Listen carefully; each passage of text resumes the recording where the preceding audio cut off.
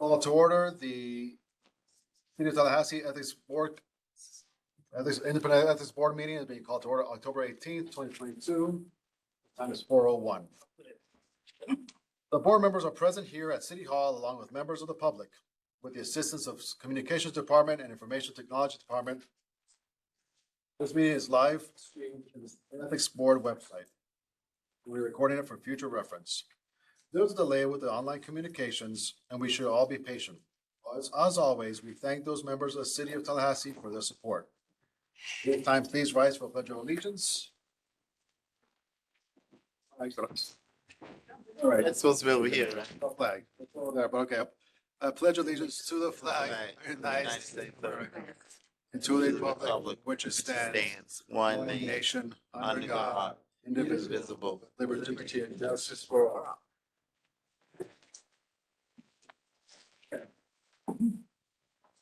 Mr. Floyd, please call roll. Thank you, Mr. Chair. Carlos Ray. Present. Blyman Smith. Present. Ernie Payne. Here. Ruby Barr. Present. Kristen Costa. Here. Robin Blank. Here. And Dr. Kelly. Here. Mr. Chair, we have a quorum. Thank you, Mr. Floyd. Did everyone receive the materials for today's meeting? Yes. Did everybody review the minutes for last meeting, or September 20th meeting? Yes. Any comments or edits? Is there a motion to approve the minutes? So moved. A motion from Mr. Payne, second from Mr. Kelly. All in favor? Aye, those opposed, motion passes. Mr. Floyd, do we have public comments on agenda items? We have one public comment and he's asked, it's actually a non-agenda item, but we've agreed to give him 3 minutes. At this time, it's Mr. Sims. Okay, Mr. Sims, you're recognized. Thank you again, Mr. Chair. My name is Stanley Sims. I'm at 1320 Avondale Way. And it's a non-agenda item, but an item that we have discussed. This past month, as you know, and we are in the middle of election campaign, it troubles me, and I'm asking this ethical board, to examine if it is within your privy.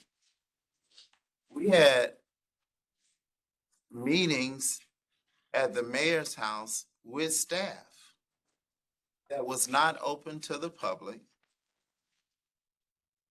And there was public outcry. And the mayor has doubled down and say he would do these types of actions again. Now, I can't just write that off. I just think that that's not illegal. And I also believe that that is not ethical. These type actions have caused me, my family, great pain. I've shared with the Inspector General's office, the Tallahassee Police Department, the Sheriff Department, of the threats that I have received inside of this building, inside of chamber, while giving presentations to the city. I've also shared information with them of cyber threats that was made toward me, my friends, or anyone agrees with my opinion. Which leads me to this.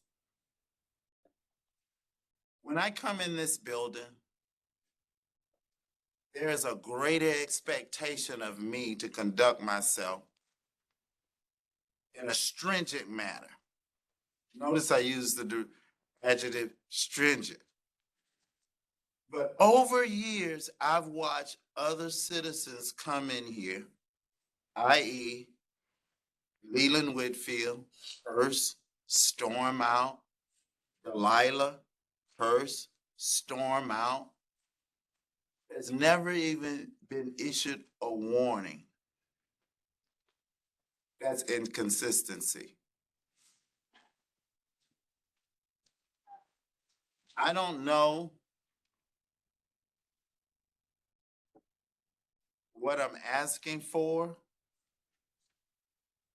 but I'm asking for more ethical guidance because the community have shown that that's what we want. We want transparency and we're ready to roll our sleeves up and go to work. Mr. Chairman, I'm not aware of my time, where I'm at, 2 minutes, No, yeah. I'll give you last 30 seconds. I just I want to thank this board, each and every one of you, for the time that you volunteered to serve, the personal time that you have put into me, Ms. Barr. I love you. I know you put me on your prayer list often. And I want to say, in this move that I'm making to run for the seat of NAACP as president, I'm praying that we are continue our relationship strengthening as we move our community forward to be that all-American city. Thank you. I'm Stanley Sims. I'm running to be the next president of the Tallahassee branch of the NAACP. This moment should be very proud for Mr. Brian Smith. Thank you there, Mr. Brian. I call your name. I had realized at the end that I had not name checked. Thank you, Mr. Sims. That's it. Any more comments? That's the only one, Mr. Chair. Okay, sounds good. At this time, before we move on to the ethics office report, it's come to my attention that Ms. Costa, your first term will be ending, I think, in December. Yes. You're eligible to apply again. You'd be interested in serving again on the board? Yes. Is there a motion to, I always say, appoint her again to the board for another term to serve on the board? Is there a motion for that? So moved. Mr. Kelly, a motion. Mr. Smith, seconds. All those in favor? Aye. Those opposed? Motion passes. Thank you again for serving the board. Easy enough. Moving on to ethics office report. Thank you, Mr. Chair. Congratulations, Ms. Costa. The officer report, during this period, one of the things we focused on is agenda item 15, which was development of a course for elected officials, and we'll talk about that when we get to that item. We did a training session for, I believe it was 2 training sessions for new employees, 1 new employee orientation. We completed the annual report and strategic plan for this meeting. Worked on several advisory opinions in collaboration with John, or he in collaboration with me, because he did most of the work. And prepared other materials for the board meeting. And then we just continued our, what I would call our regular duties, which includes funding to expenditures, conducting weekly meetings with the chair and board attorney, and responding to ethics complaints. With regard to the budget, as you can see, we came out very well. The actual figures, this is probably as close as we can come at this stage with the actual figures, but it's going to be pretty close to this. We were left with a balance of $102,000, so we did a good job of managing the budget. And then we had one complaint that we can provide. This time, this was a non-resident who sent a letter to the ethics office. It's kind of ironic because she quoted a lot of things that taught in the training, even though she was not an employee. She did her homework, but she came to Tallahassee. She got a ticket. And she went online to figure out what to do with the ticket. And then and I'm quoting her from there, she's saying that she called the city and talked about it with someone in the city, and they were rude to her. She talked to 2 or 3 people who she thought was rude to her. So there was nothing there that we could address that fell under the board's authority. I emailed her complaint to the city manager, so we could respond, and just sent a letter to her to let her know. So I recommend we close this one. Do a motion to close the complaint. Motion. Mr. Payne, all in favor? Aye. Those opposed? It passes.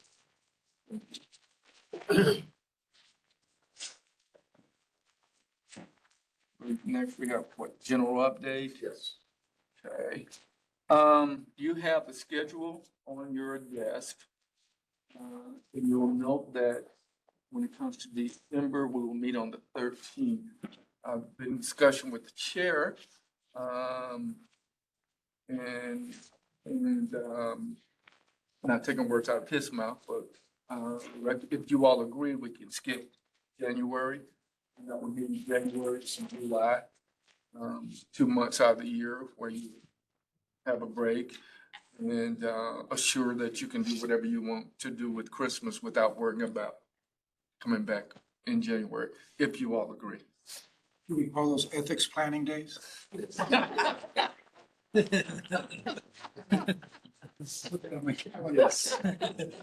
We call it recess. Motion. So moved. Moved. Mr. Kelly moves. So I have a question. Yes. There is a July 2023 meeting scheduled. Do we want to take that or do we We're want gonna to? take that one on. Oh. We've already agreed. And so Mr. Kelly moved, Ms. Barr seconds, all those in favor? Opposed? Passes. Okay. Very good, thank you. I've made inquiries, but I haven't got any word yet on the whistleblower recommendation. My guess is that we probably won't hear anything before the election. Mhm. I'm guessing. But if anyone was wondering, I am following up. Lucy's last day will be January something. So her last meeting will be December. I will be working on, started the process. I'm going through the, job description. I will probably make some changes. And with those changes, I may look at making it a part-time position, right? I'm in a full-time position. Right now it's part-time, about 32 hours a week, so we're talking about one day. But I'll look at it and see how it affects the benefits and how it affects the time. And I'll come back to you all with that in November. But I'll see how it impacts the budget. I'm sure that I can, with some changes and even the social media stuff that we talked about, I think that person could probably handle that. So, just looking at some changes to that position, but, if you have anybody in mind, ask them to send me their application. Eventually we'll get it advertised, but, if you don't have to let me know because it's not gonna make a difference. It's not supposed to, but you can have them send their application if you know somebody who would be interested. Mr. Floyd, Yes, sir. are you considering a small overlap of time so that that person can be transitioned in by the? Yes, and in giving us a break in January, that's gonna help that whole situation. Should work perfectly.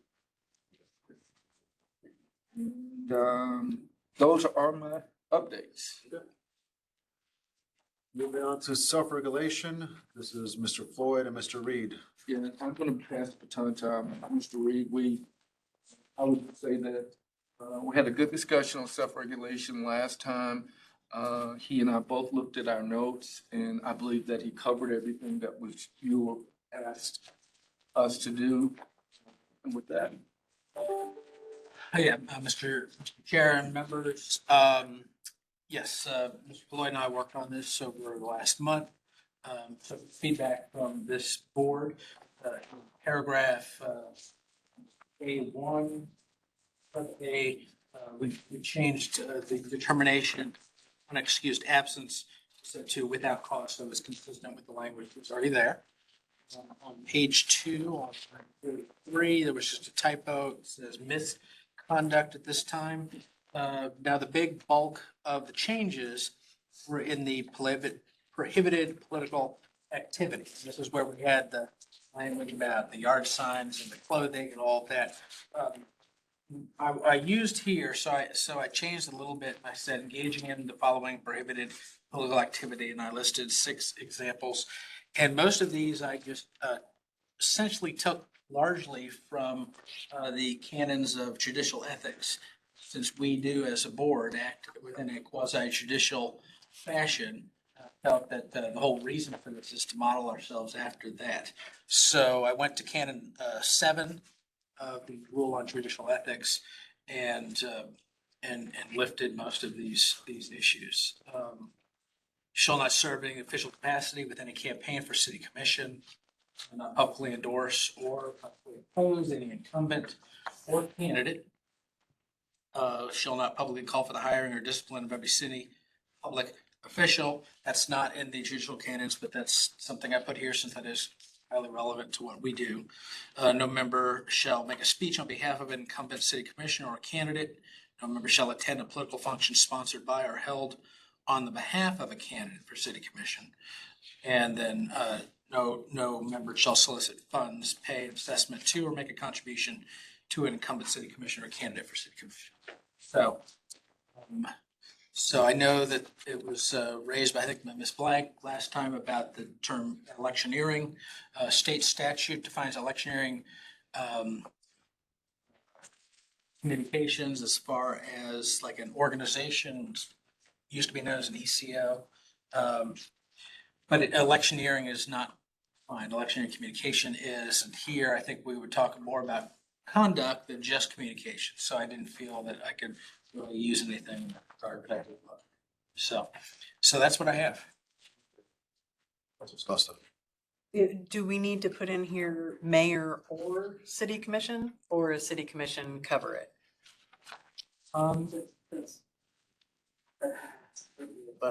Yeah, I think, I don't know, I think, The mayor is listed as one of the seats on the city commission. I believe that's covered. We don't have a strong mayor system in Tallahassee. It's just one of serves ministerial. Yes, Mr. Baker. I want to compliment Mr. Reed, taking into account all the concerns we presented you with. I think you did a good job of taking those into account. I think this is a good list. I did have a question on number 3. No members shall publicly call for hiring or discipline. Is there any conflict with our duties in adjudicating complaints where we have the ability to assign disciplinary action? I think we would be acting as a board in that case and not as individuals. So this clearly says no member shall publicly. I think that it means an individual member where the board, if it's acting under its authority to discipline an employee, that this wouldn't impact that at all. That's my interpretation. I don't mean. That's kind of my thought as well, is that when we issue an opinion, even though it's signed by the chair, it's on behalf of the board. But if you felt better, we could always clarify it. Whatever. Board purpose. I think somebody might interpret it that if we are standing up at a meeting and an individual board member, of course, might be making a motion to assign disciplinary action, but I don't know how to deal with that. I just think there might be a fusion there.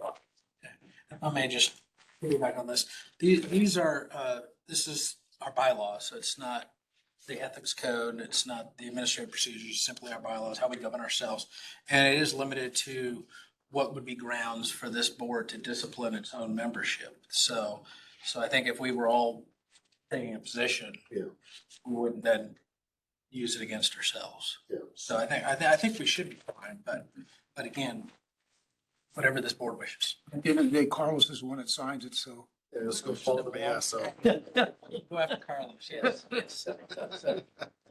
Costa. Well, I wonder if under G, just a thought, I'm not necessarily making a motion, just conversation still, is engaging in the following prohibited political activity outside an ethics meeting or something outside of an ethics meeting, meaning if it's in here at this meeting, that what we're supposed to do, we should do, but if we're bringing it to, if you're the one saying the complaint that's on the complaint list or something like that, I don't know. And again, I'm open for, I'm just kind of thinking. What happens in ethics meetings stays. Kind of thing, yeah. That's kind of what I was thinking, but again, I don't know if it needs to be in there or if it's kind of, you're kind of saying, John, semi-unwritten I rule. think if we wanted to put engaging in the following prohibited political activity as a private citizen or something to that effect, or outside their capacity as a board member. Mr. Chair, may I? Oh, you're recognized. On the hiring or discipline, this board doesn't hire or discipline. They impose penalties. So we can, I don't want anybody saying the city commission should hire the city manager or should hire somebody. I don't want anybody at board discussing or endorsing somebody. Right, that's what Yeah. I'm saying. I think the words are okay because I Yeah. don't think the board actually has the Hired, yeah. authority to hire. They have the authority to impose Discipline. penalty, but not discipline, like HR can impose discipline. Yeah, I think this is really, really focused on each individual board member in their capacity as a citizen doing these things. I think you did a good job of narrowing it down. I mean, we could micro dissect it forever, but I think it's. I think this is a lot cleaner than we had before as far as it's clear what you can and cannot do as a member outside the public private citizen. And again, as Mr. Reed pointed out, this is our regulation of ourselves. So we'll be the ones interpreting how this is applied. Someone's gonna say, oh, this person, you spoke out against it. You said this person should be dismissed from their position. Like, yeah, as a member of the board, we took the policy, we went through the procedures. I wasn't out there making a report. So I think this is, leave it, you took this, it makes sense you took this from a canon for judges.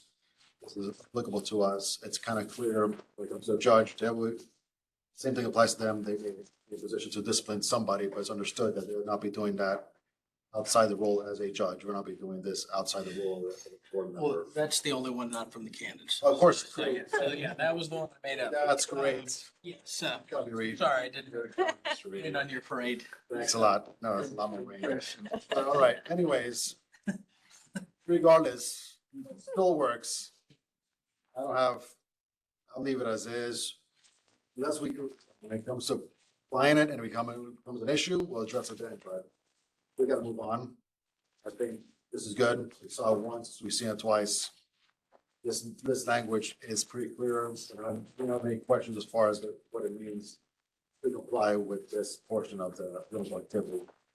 If there are no more comments or edits, I'll entertain motions to adopt the changes to our bylaw as recommended. So moved. Second. Mr. Kelly, Mr. Payne, Mr. Kelly moves, Mr. Payne seconds. All in favor? Aye. Those opposed? Good job, Mr. Reed.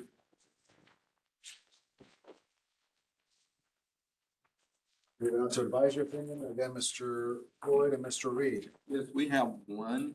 And the Inspector General presented this one to us. He actually knew the answer, but he wanted to, there are a lot of opportunities where city employees go to conferences where city vendors are also present. So he saw this as an opportunity to establish an opinion. So we followed up with that. You want to give us an overview of what the question was and just, what the answer is? So, yeah, so as Mr. Floyd stated, the Inspector General did approach us and already had made his own determination that this would violate the ethics code and had already RSVP'd as a no for this event, but he was attending a conference in which a dinner was held at a steakhouse. And among the many sponsors of this dinner were two companies that did business with the state of Florida, thereby making them city vendors. The way the event was done, I think in the past, we've talked about if you're reimbursed or the city pays for it, then the city's reimbursed. That's a way that we could do things. I didn't get into that because in this case, one, that would be hard to do because in that case, the city has to be the one that decides who they're giving that benefit to. And here it was clearly the Inspector General who went. Second, this was a dinner where they would all attend and then there would be one bill at the end and it would be paid for. So it really there was really no way to parse that. So we did put down here that he is a covered individual as a public official among our definition of covered individuals. Gift, I went to the state definition of gift. Food and beverage is one of the enumerated examples, so clearly it falls under that. I referenced exceptions and said that there were none that applied here. So therefore, it was my finding that that would constitute a violation of the ethics code and we should not go to dinner, which fortunately he did not. Good. I have a quick question. You may have just mistaken what you said. You just said a state vendor. And I wasn't aware City that vendor. city employees were responsible. I'm a city vendor. I'm sorry. Okay, just want to make sure. Any comments, edits to the opinion?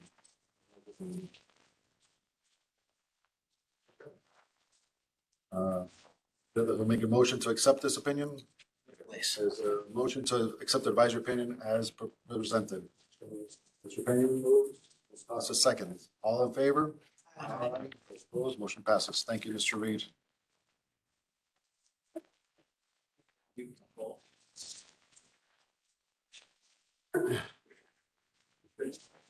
Moving on to annual report. Mr. Chair, since the last meeting, finished the draft on the annual report, page 13 of the annual report. Mr. Green recognized that I left out one recommendation on board jurisdiction or discussion on board jurisdiction.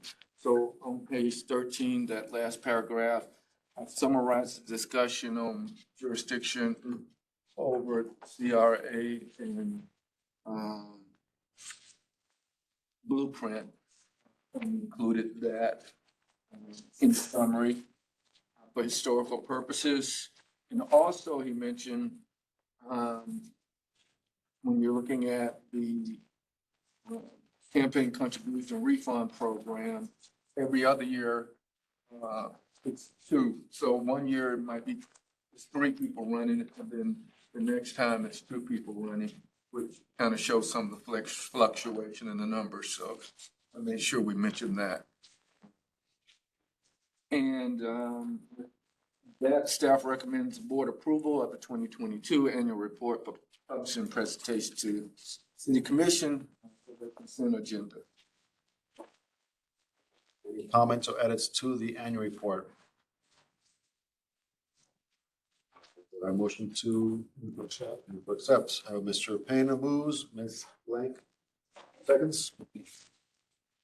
Comments? Have to vote. Oh, there's a comment on this? Follow up. Okay. All those in favor? Aye. Those opposed? Passes. You're recognized. I would like to make a second motion that we make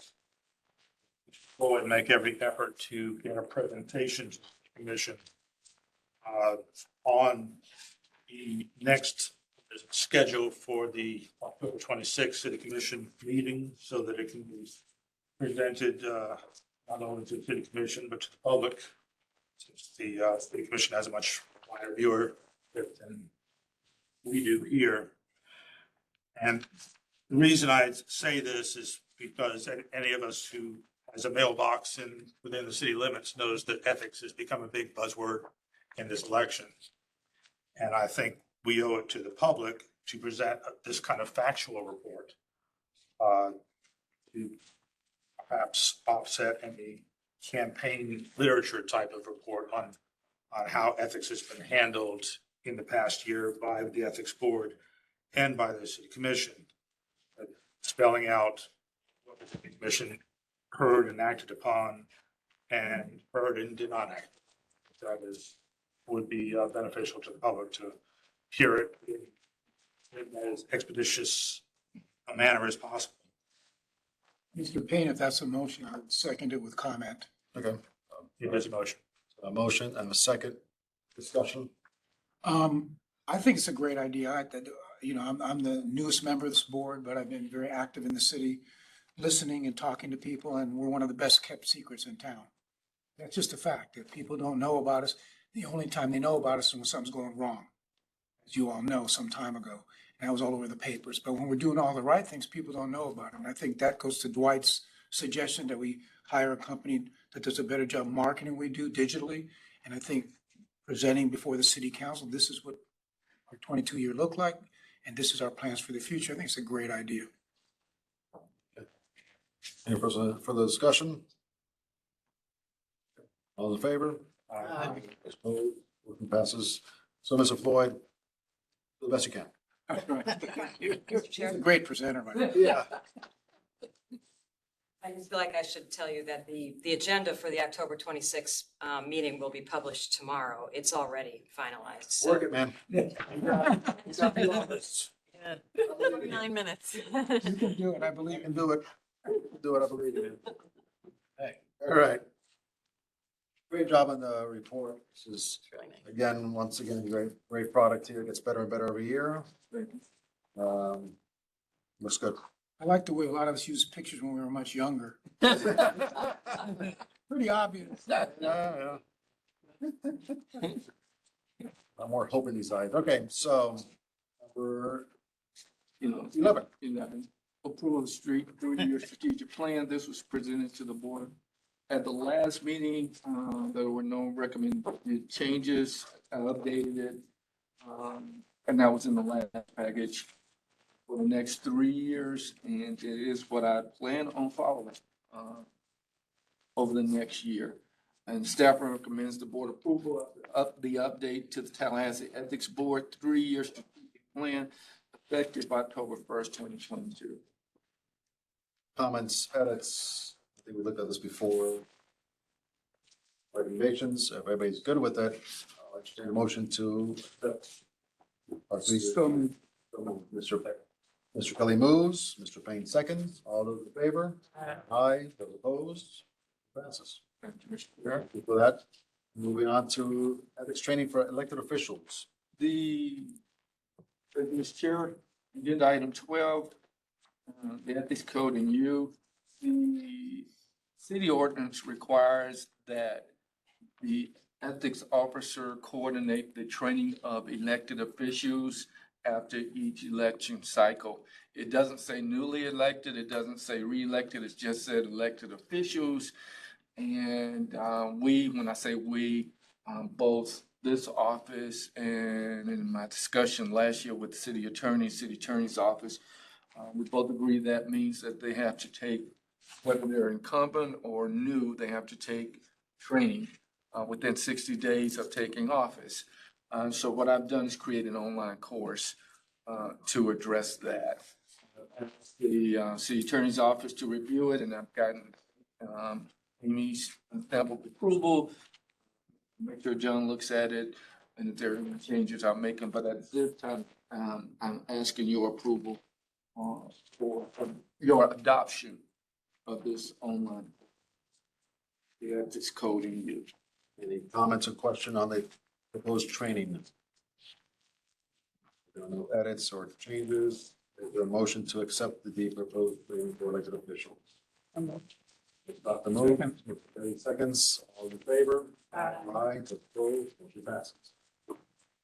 Now, Mr. Floyd, you said we have a special presentation. This is Kelly. Well, Dwight, if you're looking at the handout that he printed and gave to everyone, it's in the back of your Okay. notes. I've been doing ethics training for over 20 years in criminal justice, and I think it's great for doing this citywide. From what I've seen of our curriculum, what Dwight's doing, we're doing a wonderful job of letting them know what conflicts of interest are and defining all the things that they could see. I don't see a component in there that gives them what I call ethical tools for decision making. You know, people do know what's wrong and right many times, but they don't know when they're in the middle of that dilemma, what to do. And this is a great tool to give them what they need to do. So if you look on here, there's actually 7 specific tools that you can use for training. You can develop scenarios that, you know, based on previous cases or knowledge of what's been going on. And then have them in groups apply these different types of ethical decision-making tools and come to a conclusion, have presentations. This is good for face-to-face, not really good for online. I mean, just an example of one would be the simplest one of them all. The very first one's called the appearance test. And the employee would ask themselves, does my decision appear to be appropriate under the circumstances? Will it appear so to others? In other words, would a reasonable person who knew all the relevant facts and circumstances judge that the act created an appearance of impropriety? And we go to that term, appearance of impropriety, because many times that's as important, if not more important, than if it's an actual ethical violation. And I found over the years, this thing is so useful. I actually, in my training, developed a two-sided laminated card that you can put in your pocket. Why did I get that idea? Because for some crazy reason, when police are in the academy, we give them the Miranda rights laminated and tell them to carry it in their pocket. And if you know anything about real policing, the average police officer very seldom finds himself or herself in a situation where they're questioning somebody who's in custody. It just almost never happens. They're making a probable cause arrest on the scene. Once they make the arrest, they transport. So that's in their pocket all the time. They never use it. When they put this in their pocket, over time, they learn which ones work best for them. And something I would suggest in the training too is at the very end, you can tell them the one you use. The one I always tell them I use, instead of any of these ACTs or any of this letter, is LHP. And when they ask me what LHP is, I said, that's Lisa, Heather, and Patrick. That's my wife and two kids. From the time I started in law enforcement to today, I always put them in front of every major decision I make. Because I know if I keep them in mind, I'll do the right thing. So that decision-making process is so critical. People many times know what's right or wrong, but in that dilemma, there could be a peer pressure, which is extremely powerful in every profession, every situation. An employee could be standing next to a fellow employee, but that also happens to be their best friend they drink with after work. Do they hold them accountable and stop them from doing something they shouldn't do? And that's why these kind of tools help do that. So it's just a recommendation.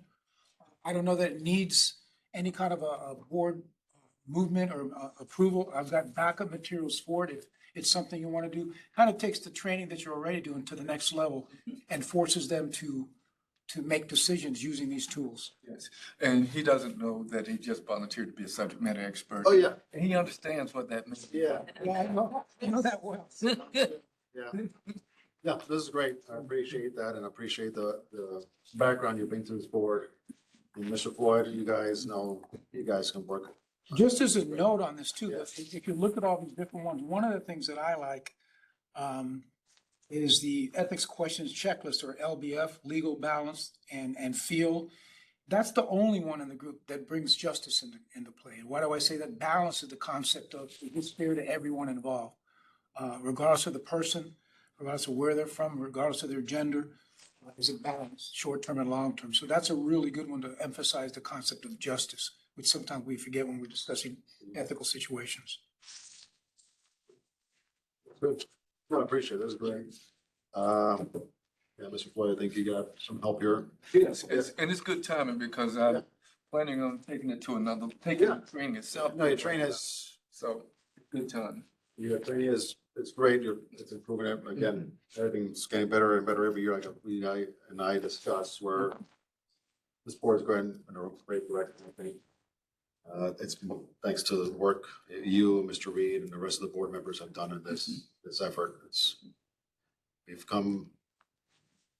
We're continuing to make great strides here, and I'm happy where we're going, and happy with the resources we have able to make this board.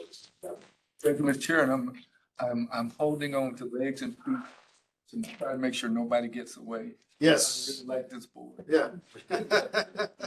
Yes.